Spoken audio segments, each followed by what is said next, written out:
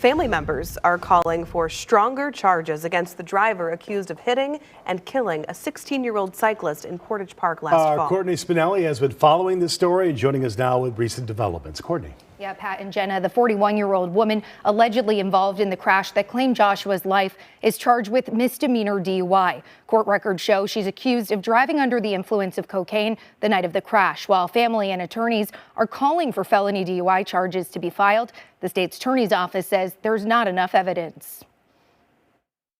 He didn't just took away my son. He took away my whole life.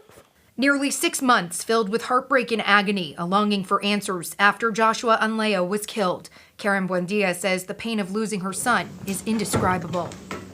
He was a happy boy.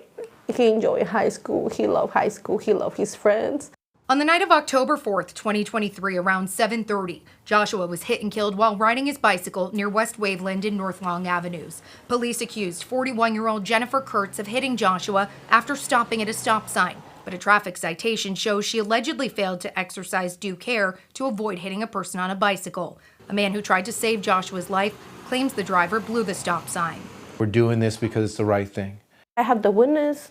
I have the video. We have the blood test. What else do you need?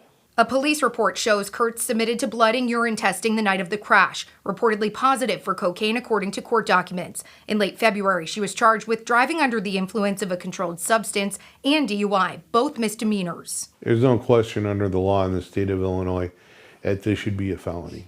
A complaint filed in Cook County says the drugs in her system rendered Kurtz incapable of safely driving. Attorneys David Herrera and Nick D'Angelo argue an aggravating factor makes this a felony under state law. The defendant's driving caused great bodily harm or death. Every case is fact specific, right? And there's no sort of silo that you can put all kinds of cases like this. You have to look at everything. Joe Roddy, a former prosecutor with the state's attorney's office and current partner at an area law firm, isn't involved in the case, but has reviewed the court documents. Well, I think you're looking at a situation here where not only would you be talking about upgrading it to a felony, but more likely to the crime of reckless homicide. Roddy says if the state can prove Kurtz's alleged cocaine use played a role in the crash, he believes that charge would be appropriate. The state's attorney's office standing by its charging decision, telling WGN in part, quote, after a thorough review of the information presented to us by police, we concluded that the evidence was insufficient to meet our burden of proof to approve felony charges.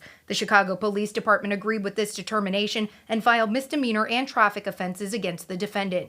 Attorneys for Joshua and his family say nothing will bring back the teen, but they want to show his life meant something. I'm not going to stop.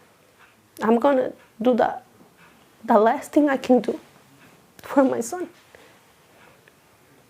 At least I will know that I fight for it.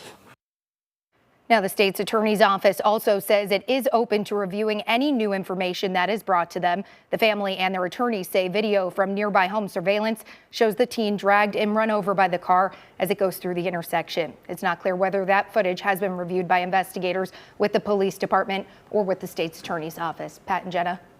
Thank you, Courtney.